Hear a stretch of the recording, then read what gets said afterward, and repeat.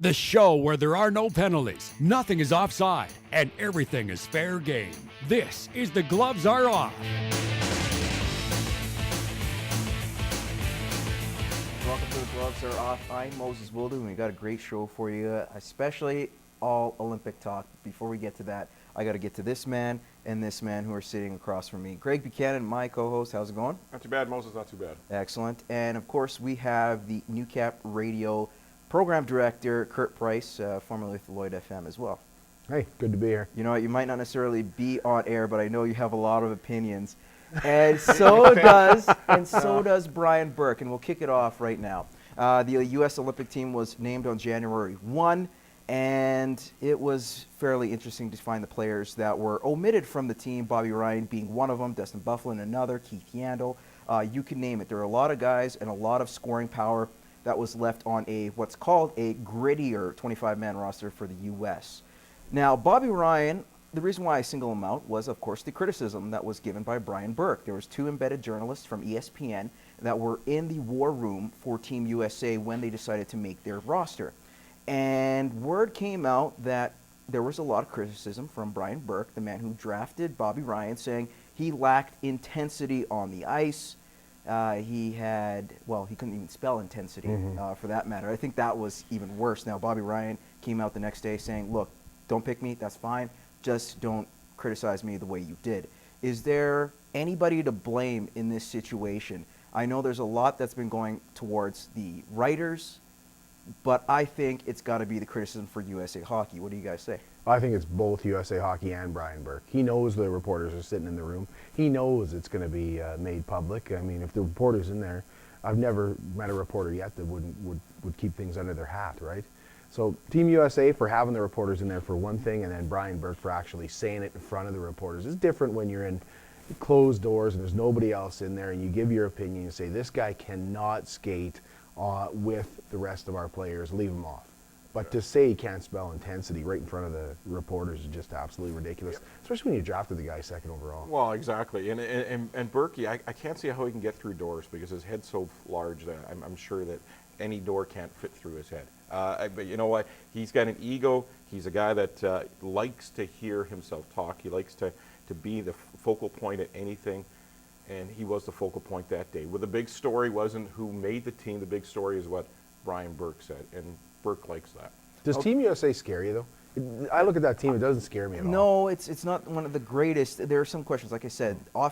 Defensively, they're great. I think this is a gritty team, much like they had with the LA Kings. I kind of bring that relation where they'll grind you out, but you're on bigger international ice. Yeah. I think it's going to be a little bit harder for them. It's going to make offense a little bit more of a forefront, or at least be on the forefront. And to lose guys like a Ryan, who's a sniper, I think that's frustrating. Now, personally, if someone criticized me, there's one thing if you don't leave me on a roster, I get that. But if you start criticizing about my lack of character, in which Brian Burke did, it seemed like I'd be frustrated. Now, here's the scenario. If there is an injury for that 25-man roster, they have up to the game, or at least 2 hours prior to fill that void.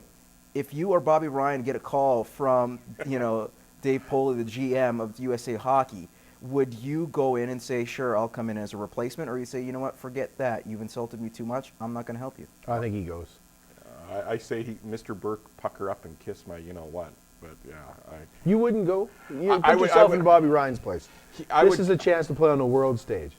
Win a gold medal. And prove them wrong by score and say, you know what, you should put me on the roster to begin with. I think the best way to prove yourself is on the ice, right? Yeah, I probably would go over, but it would be. You know the guys that matter are your teammates too. Yeah. And those teammates are going to be so supportive. So I think he's going to go no matter what. All right, guys, let's move on to Team Canada. The Canadian Olympic team was announced earlier this morning, and of course there were a few names that were omitted. Marty St. Louis, Claude Giroux, Joe Thornton. You also had Brent Seabrook. Guys who were added in, of course, PK Subban was thought to be on the bubble, is on the team. Chris Kunitz is another guy that's on the team. Patrick Marleau, maybe a little bit of a surprise, so is Rick Nash. Are there more surprises from the omissions than the admissions, guys? What do you say? How does Rick Nash make this team?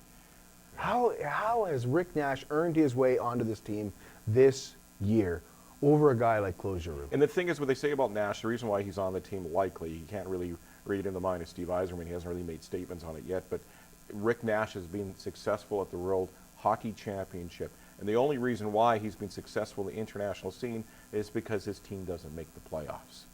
He's not a winner, and he's a great player, but I think this season his numbers You know what? You can say that about Jay Bouwmeester. The guy's never been to the playoffs until last year was St. Louis. How can you criticize a guy who's been solid, just he has a crappy team in front of him, or a crappy team altogether? He was with Florida, nothing there. He Well, goes Rick to Nash Calgary, is supposed to have a pretty good team this year in front of him, and he's not doing anything. Okay, but I know he started with an injury. I think that's what slowed him down. But I think Claude Giroux played his way onto this team. He's And a lot improved of all injuries with season that long. Rangers squad, by the And way. last year, the world in the Worlds, he was unbelievable. Highlight reel goals. The guy was awesome. But you look at Claude Giroux and how the Flyers started off their season this year, it looked like it was going nowhere fast.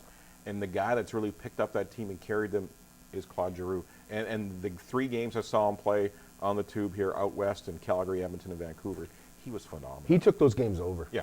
Okay, guys, now we have Canada's roster set, the Americans' roster set, Czechs, you name it. All the teams are pretty much raring to go.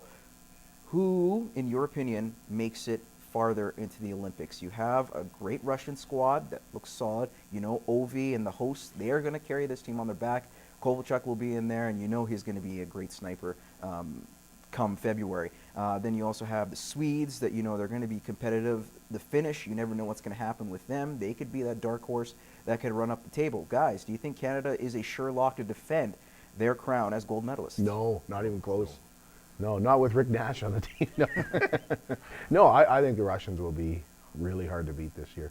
I think that, you know, they're my favorite right now. They'd be the front runner They're the right front now. runners right now. Just as Canada was, I think, when it was in Vancouver, I think the Russians are the favorites right now. And don't you think that even Canada getting to the gold medal final is not a lock? I think it's Not even close? Not even close. I think it's the Swedes, the Finns.